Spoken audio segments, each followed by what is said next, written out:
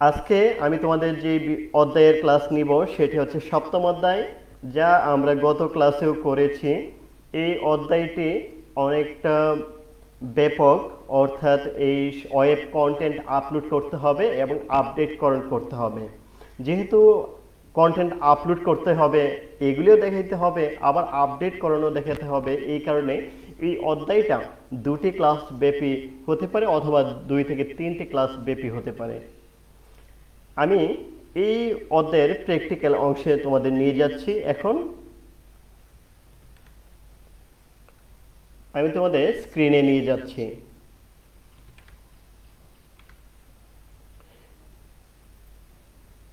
এই হচ্ছে আমাদের techedu360.com তার ড্যাশবোর্ড।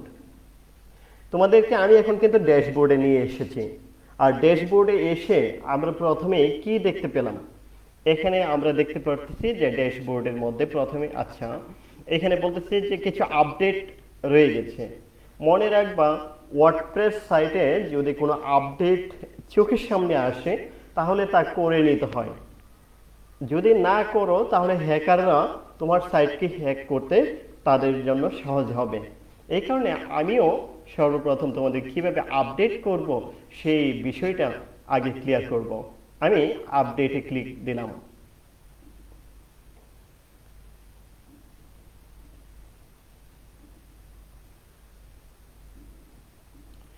এবার দেখতে পাবা তোমার এই সাইটে যে আমি দেখতে পাচ্ছি দুটি প্লাগইন। হ্যাঁ, আচ্ছা, দুটি প্লাগইন আগে আপডেট করে নিই।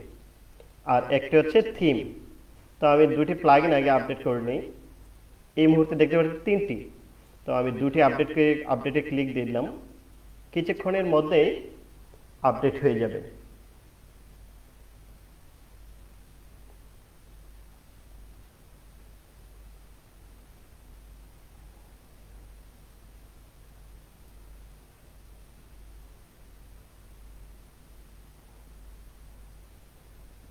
ওকে, এবার খেয়াল করে দেখো আপডেটের বাকি আছে একটি। দুটি আপডেট অলরেডি হয়ে গেছে, দুটি ছিল প্লাগইন। এখন আমি তোমাদের দেখাবো কিভাবে থিমকে আপডেট করতে হয়। যেহেতু এই উডমার্ট যে থিমটি আমি ইনস্টল করেছি সেটি হচ্ছে একটি প্রিমিয়াম থিম, এই কারণে এই থিমকে আপডেট করতে গেলে তোমার অরিজিনাল অথর থেকে তোমাকে এই সাইটটি ডাউনলোড করে রাখতে হবে। যেমন you have version install update to 4.6.0, অর্থাৎ বর্তমানে মার্কেটে যে ভার্সনটা এসেছে সেটি হচ্ছে 4.6.0। আর আমি যে ভার্সনটা ইনস্টল করেছি সেটি দেখার জন্য আমি তোমাদেরকে একটু নিয়ে যাচ্ছি অ্যাপিয়ারেন্সে। অ্যাপিয়ারেন্স থেকে তোমাকে ক্লিক দিতে হবে থিমসে। থিমসে ক্লিক দেওয়ার পর তোমার এই সাইটে যতগুলি ওয়ার্ডপ্রেস থিম ইনস্টল করা আছে সবগুলি দেখাবে। দেখো, এই যে থিমটা, এটি বাই ডিফল্ট একটি থিম রাখতে হয়, অর্থাৎ প্রিমিয়াম থিমের পাশাপাশি একটি নর্মাল বাই ডিফল্ট একটা থিম রাখতে হবে। এতে করে তোমার সাইটের হেলথ অনেক ভালো থাকবে। এবার এই থিম ডিটেলসে ক্লিক দিই। দেওয়ার পর আমি দেখতে পারতেছি এই থিমটি হচ্ছে 4.4.0, আর বর্তমানে মার্কেটে চলে এসেছে 4.6.0। এবার 4.6.0 থিমটি আমি ইনস্টল দিব। খেয়াল করে দেখো, এই থিমটাকে আমি কি করব? আপডেট করব। এবার এই থিমকে আপডেট করার জন্য আমি আমার ব্লগে নিয়ে গেলাম তোমাদেরকে। আমার ব্লগে তোমাদেরকে বলেছিলাম যে উডমার্ট ও কমার্স প্রিমিয়াম থিম এবং 3টি প্রয়োজনীয় প্লাগইন ডাউনলোড করুন, এরকম একটি ব্লগ ছিল, তোমাদেরকে দেখিয়েছিলাম। এবার এই লিঙ্কে ক্লিক দিয়ে ডাউনলোড করুন। তো এই লিঙ্কে ক্লিক দেওয়ার পর এই থিমটি কিন্তু আপডেট থিম, এই যে থিম। এবার এটাতে ক্লিক দেওয়ার পর তোমার সামনে এই উডমার্ট ও কমার্স, এটিকে রাইট বাটন ক্লিক দিয়ে তোমরা ডাউনলোড করে নেবে। এবার ডাউনলোড করার পর, যেমন আমার ডাউনলোড করা আছে, আমি তোমাদের দেখাচ্ছি। এই যে দেখো, আমি ডাউনলোড করেছি, একটু আগে ডাউনলোড করেছি। ওকে, শো ইন ফোল্ডার। আমাকে ফোল্ডারে নিয়ে এসেছে। এবার এই যে ফোল্ডারে দেখা যাচ্ছে, দেখো একটু ভালো করে খেয়াল করো যে এটিকে আমি আচ্ছা একেবারে ফ্রেশ একটা উইন্ডোতে নিয়ে যাই, কাট কাট করে নিয়ে যাই, অথবা এখানেও করতে পারি আমি। আচ্ছা কাট করে নিয়ে যাই, কাট করে ধর কোথায় নিয়ে যাব, আচ্ছা ডেস্কটপে রাখি, তোমাদের জন্য দেখাতে সহজ হবে। এবার এখানে পেস্ট করে দিলাম। তোমরাও আমার দেখানো ব্লগ থেকে ডাউনলোড করে নিবা। ডাউনলোড করে করে নিলে তোমাদের কি হবে, তোমাদের সহজ হবে কাজটা করতে। তোমরাও এই থিমটাকে পেয়ে যাবা, এবং এই থিমটি হচ্ছে আপডেট থিম। দেখো এই এটিকে এক্সট্রাক্ট করতে হবে, তা আমি এক্সট্রাক্ট হিয়ার দিয়ে দিই। কিছুক্ষণের মধ্যে এক্সট্রাক্ট হয়ে গেল। এবার ভালো করে লক্ষ্য করে দেখো, এখানে অনেক অপশন, ডকুমেন্টেশন আছে, লাইসেন্সিং আছে, প্লাগইন আছে, হ্যাঁ উডমার্ট আছে, একটা উডমার্ট চাইল্ড ডট জিপ আছে, আর উডমার্ট ও কমার্স ওয়ার্ডপ্রেস থিম 4.6.0, এটি হচ্ছে মূল ফাইল। এটিকে এক্সট্রাক্ট করার পর আমরা এই 5টি ফাইল পেয়েছি। এখান থেকে এই উডমার্ট যেই থিম ফোল্ডার আছে, জিপ ফাইল আছে, সেটিকে আমরা এক্সট্রাক্ট করব এখন আবার।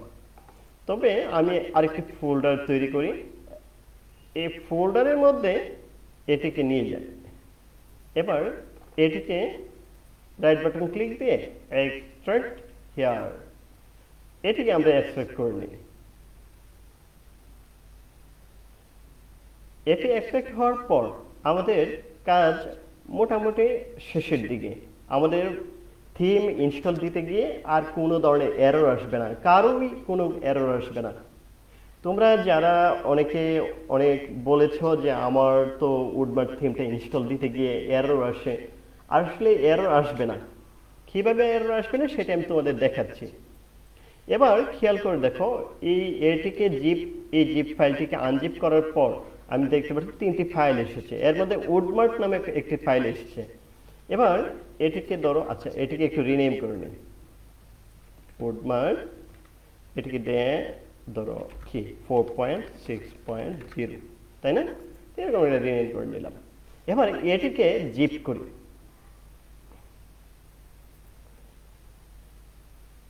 এটিকে জিপ বানিয়ে ফেলি। ওকে ওকে, জিপ হয়ে যাচ্ছে। হ্যাঁ, এই যে উডমার্ট 4.6.0 এটি জিপ হয়ে গেছে। আমরা কিন্তু এখন এটিকে ইনস্টল দিব। আমি তোমাদেরকে আবারও স্ক্রিনে নিয়ে যাচ্ছি। এবার খেয়াল করে দেখো, অ্যাপিয়ারেন্স থেকে থিমসে ক্লিক দেওয়ার পর অ্যাড নিউ, এটিতে ক্লিক দিতে হবে, আপলোড থিম। এবার চুজ ফাইল থেকে তোমাকে যেটি আমরা তৈরি করে এসেছি সেই ফাইলটি দেখাতে হবে।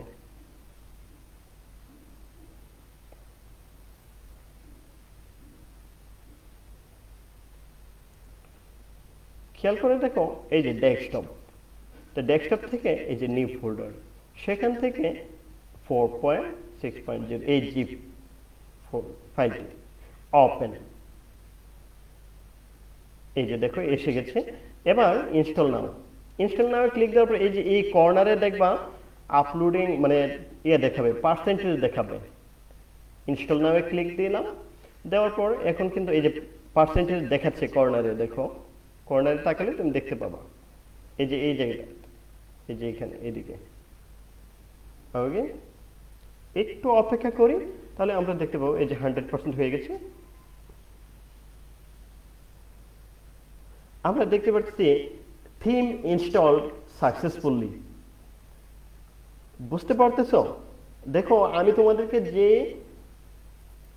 লোকেশনটা দেখিয়েছিলাম যে এই থিমটি কিভাবে ডাউনলোড করে ইনস্টল করতে হয়, সেটা কিন্তু তোমাদেরকে দেখিয়ে দিলাম। এই লিঙ্কে ক্লিক দিয়ে ডাউনলোড করুন। এখান থেকে ডাউনলোড করার পর তোমরা কি করবা, আর কোথায় থেকে এখানে যাবা কিভাবে, এই যে আবার এই ব্লগে গেলেই তোমরা এই পোস্টটা দেখতে পাবা, আর এই পোস্টে গেলেই তোমরা ডাউনলোড করার অপশন পেয়ে যাবে। ডাউনলোড করে কিভাবে ইনস্টল করতে হয় সেটি তোমাদের দেখিয়ে দিলাম। এবার দেখো অ্যাক্টিভেট, এবার অ্যাক্টিভেট করে নিলাম। অ্যাক্টিভেটে ক্লিক দিলেই অ্যাক্টিভেট হয়ে যাবে, অ্যাক্টিভ হয়ে যাবে। আমরা দেখতে পাচ্ছি আমরা সাকসেসফুলি অ্যাক্টিভ করে ফেললাম। এটি হচ্ছে 4.6.0। সেম ভাবে এটি হচ্ছে আমাদের 4.4.0। এটিকে আমরা ডিলিট করে দেই, এটি আমাদের প্রয়োজন নেই। চাইলে এটিকেও আমরা ডিলিট করতে পারি, কিন্তু যেহেতু ওই যে বললাম যে একটা প্রিমিয়াম থিমের পাশাপাশি আরেকটি ডিফল্ট একটা থিম, অর্থাৎ যে কোনো থিমই ইনস্টল দেও না কেন তোমাকে অবশ্যই দুটি থিম রাখতে হবে সাইটের হেলথ ভালো রাখার জন্য।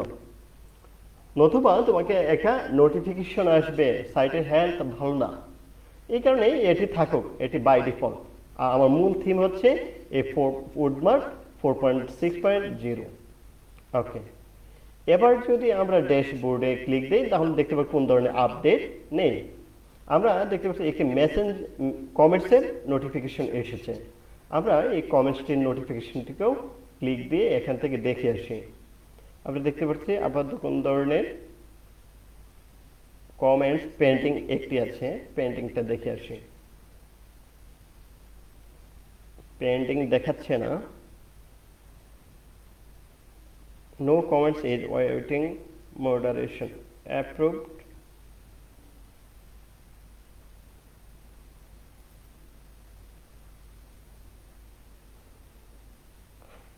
আচ্ছা, দেখাচ্ছে না, হয়তো কোনো দেখাচ্ছে না কেন।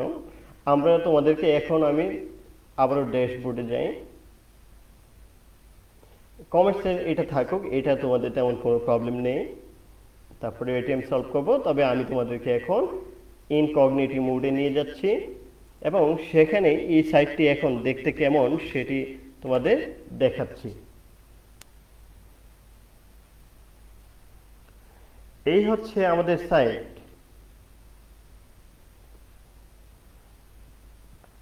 এখন দেখো এই সাইটটি আমার সামনে যেমন আসছে তোমার সামনেও সেম আসবে, একটা নোটিফিকেশন আসছে, তাই না?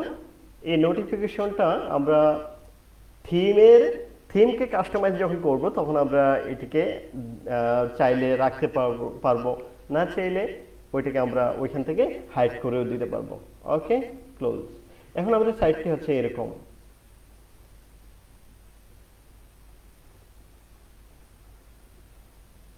আচ্ছা, এবার আমি তোমাদেরকে নিয়ে যাচ্ছি আমাদের এই থিম সেটিংসে। প্রত্যেকটা থিম যেহেতু প্রিমিয়াম থিম, এটি ইনস্টল দেওয়ার পর বাই ডিফল্ট ওই থিমের কিছু সেটিংস থাকে যা তোমাকে থিম ইনস্টল দেওয়ার পর করে নিতে হবে।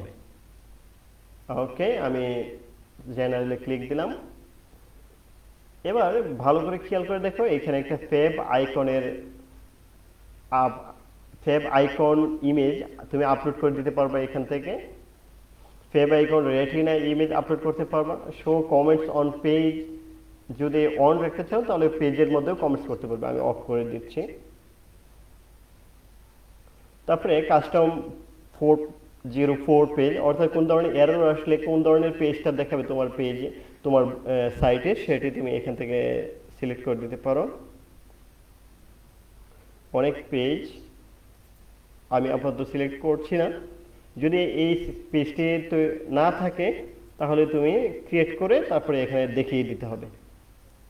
তারপর দেখো এই যে স্টিকি নোটিফিকেশন, এটা হচ্ছে আমি যদি অফ করে দেই, সেই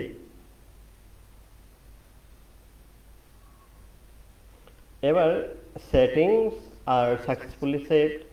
এবার যদি আমি এই সাইটটিকে রিফ্রেশ করি তাহলে দেখতে পারবো যে কোন ধরনের নোটিফিকেশন কিন্তু আসে নাই। এর আগের বার কিন্তু আসছিল, এখন কিন্তু আসে নাই। ওকে, এবার আরো কিছু সেটিংস আছে, এখান থেকে নিজেরা নিজ দায়িত্বে করে নিবা। সব করতে গেলে অনেক কমপ্লিকেটেড হয়ে যাবে তোমাদের জন্য, অনেক কম মানে কমপ্লেক্স মনে হবে যে অনেক জটিল হয়ে যাচ্ছে কিনা। জেনারেল লেআউটগুলি এখান থেকে করে দিতে পারো। ফুল উইডথ দিলে পুরো স্ক্রিন জুড়ে দেখাবে। তুমি চাইলে বক্সড করতে পারো, বক্সড উইথ হিডেন ওভারফ্লো, অথবা বক্সড করতে পারো, এটা হিডেন ওভারফ্লো হবে না।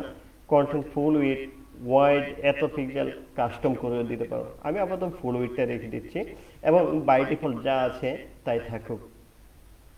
এভাবে তুমি চাইলেই এখান থেকে সব কিছু তুমি করে নিতে পারবা, সেটিংস থেকে এখান থেকে সব কিছু করে নিতে পারবা।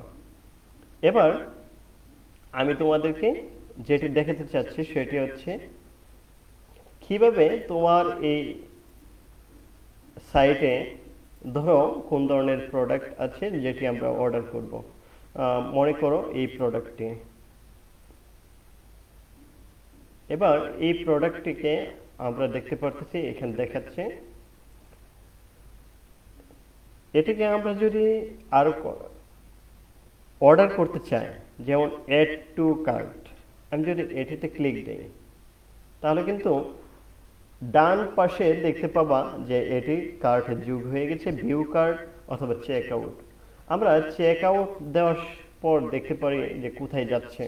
ধরো চেক আউটে ক্লিক দিলাম, আমরা দেখতে পারতেছি আপাতত এখানে এইরকম আসছে। কিন্তু আমি তোমাদেরকে আজকে যেটি করে দেখাবো সেখানে হচ্ছে এখানে ডিরেক্ট ব্যাংক ট্রান্সফার না দেখিয়ে আমি তোমাদেরকে এখানে বিকাশ, রকেট অথবা নগদ এখানে সেটিংসে কিভাবে করে কিভাবে নিয়ে আসতে হয় সেটি আমি তোমাদের দেখাবো। লেটস গো, চলো যাই আমরা এখন প্লাগইনসে। আমি ড্যাশবোর্ড থেকে প্লাগইনসে যাচ্ছি। এবার প্লাগইনসে যাওয়ার পর আমার সামনে কতগুলি অপশন আসবে, এর মধ্যে আমি একটি প্লাগইন ইনস্টল দিব। এড নিউ, আমি নতুন একটি প্লাগইন ইনস্টল দিব। এবার এখানে লিখব বিকাশ। বিকাশ লিখে সার্চ দেওয়ার পর প্রথম যে প্লাগইনটি আসবে সফটটেক আইটি বিকাশ রকেট নগদ, এই প্লাগইনটি আমরা ইনস্টল দেব। তোমরা প্লাগইন যখন ইনস্টল দিবা তখন তোমাদের লক্ষ্য রাখতে হবে এর রিভিউটা কেমন এবং কেমন ইনস্টল হয়েছে।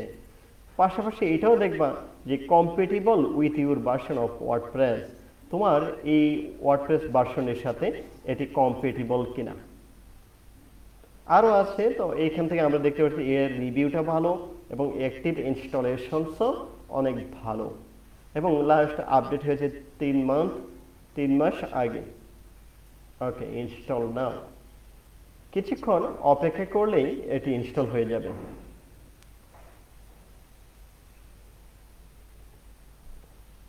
এবার এটিকে অ্যাক্টিভেট করতে হবে। অ্যাক্টিভেটে ক্লিক দাও, দিলেই অ্যাক্টিভ হয়ে যাবে। দেখো এখন বিকাশটা অ্যাক্টিভ হয়ে গেছে, এই যে দেখো এটি অ্যাক্টিভ। এবার আমাদের কাজ হচ্ছে ও কমার্সে। এই দেখো ও কমার্স, তোমরা কি দেখতে পারতেছো? এই যে ড্যাশবোর্ড থেকে আমরা যাব হচ্ছে ও কমার্স, সেখান থেকে আমরা যাব হচ্ছে সেটিংস।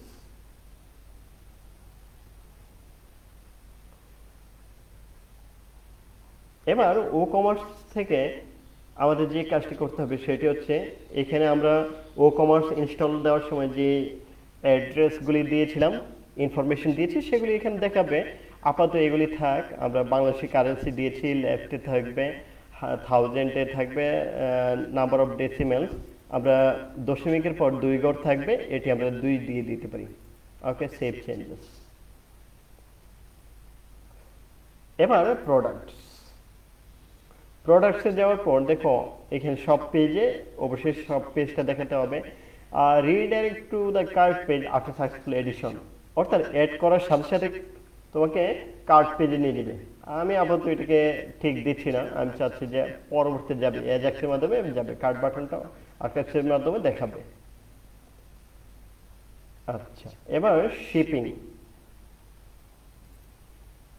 তুমি যদি তোমার এই সাইট থেকে শিপিংটা চালু রাখতে চাও, অর্থাৎ তুমি যদি তোমার কোনো একটা লোকেশন থেকে স্টোর থেকে প্রোডাক্ট কাস্টমারের বাড়ি বাড়ি অথবা কাস্টমারের লোকেশনে পাঠাবা, তাহলে অবশ্যই তোমাকে একটা শিপিং ক্রিয়েট করতে হবে। তো এখানে শিপিং জোনটা অ্যাড শিপিং জোন তৈরি করতে হবে। তারপর পেমেন্টসের জায়গাতে তোমরা দেখতে পাচ্ছ আপাতত এখানে 4টি অপশন।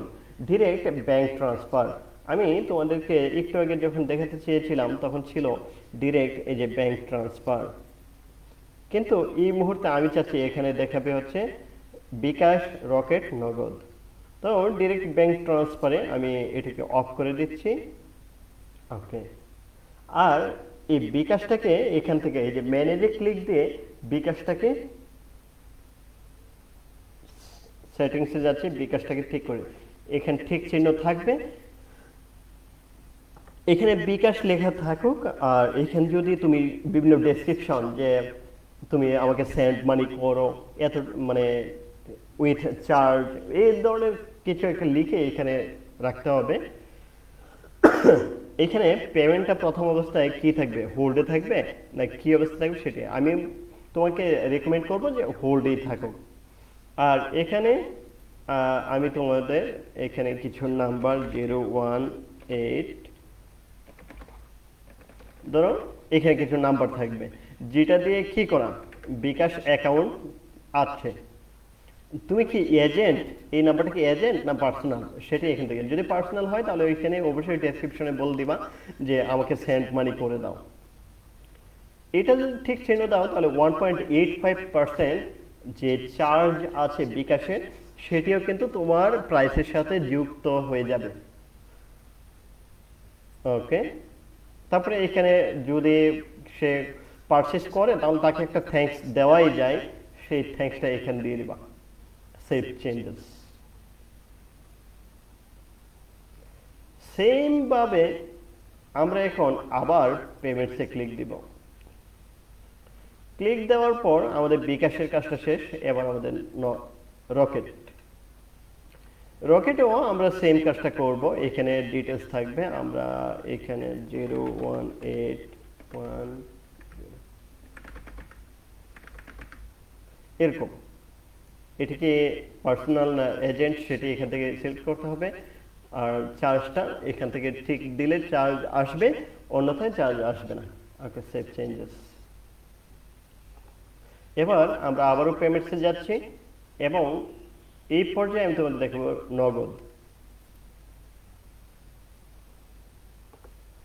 নগদেও সেম, আমি তোমাদের এখানে 01810 এটি পার্সোনাল। ওকে, সেভ চেঞ্জেস। আমরা সাকসেসফুলি পেমেন্ট 3টিকে সেটিংস করে ফেলেছি।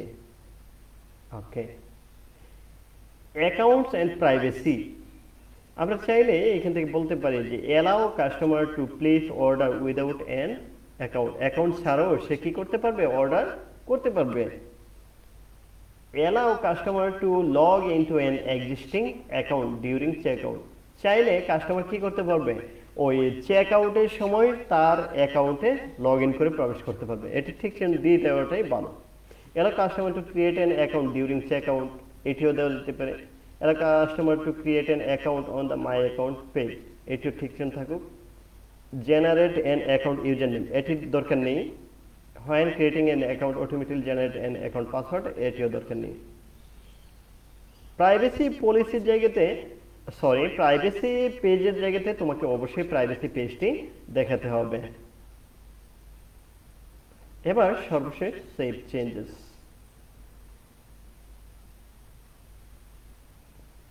আচ্ছা, আমরা পেমেন্টসে মনে হয় সেভ করিনি, আমরা কি সেভ করেছি? সেভ করিনি। এবার ইমেইল, দেখো ইমেইলের মধ্যে তুমি বলে দিতে পারবা যে কখন তুমি যেহেতু অ্যাডমিন, তোমাকে তো অবশ্যই জানতে হবে যে কেউ অর্ডার করলো কিনা, ক্যান্সেল করলো কিনা, ফেলড হলো কিনা। নিউ অর্ডার হলে তোমার এই ইমেইলে এক নোটিফিকেশন ইমেল যাবে, ক্যান্সেলড অর্ডার। তুমি চাইলে এখান থেকে এই যে এই ঠিকটা, চাইলে এখান থেকে অফ করে দিতে পারো, ম্যানেজ থেকে অফ করে দেওয়া যায়। যেমন আমি ফেল্ড অর্ডারটা আমি এখান থেকে অফ করে দিচ্ছি যে এটা দরকার নেই, আসার দরকার নেই। তাহলে এটা কি করতে হবে, এনাবল দিস ইমেল নোটিফিকেশন, এটি ঠিক চিহ্ন তুল দিয়ে সেভ চেঞ্জেস। এবার আমি যদি ইমেলসে যাই তাহলে দেখতে পাবো সেটি আর দেখাচ্ছে না। এই দেখো ফেল্ড অর্ডারটা এটা হবে না। ফেল্ড অর্ডার হলে এই ইমেলে কোন ধরনের নোটিফিকেশন আসবে না। ওকে, এবার সেভ চেঞ্জেস। আমরা এবার যদি আমরা আমাদের সাইটে চলে যাই, দেখো একটু আগে অর্ডার করার সময় ডিরেক্ট ব্যাংক ট্রান্সফার, এখন যদি আমি আবার আমার মূল সাইটে যাচ্ছি, দেখো মূল সাইটে চলে গেলাম, সেখান থেকে আমি এখন একটি প্রোডাক্ট অর্ডার করব এবং বিকাশ, রকেট, নগদের মাধ্যমে। ধরো এই প্রোডাক্টটি, ওকে এই প্রোডাক্টটি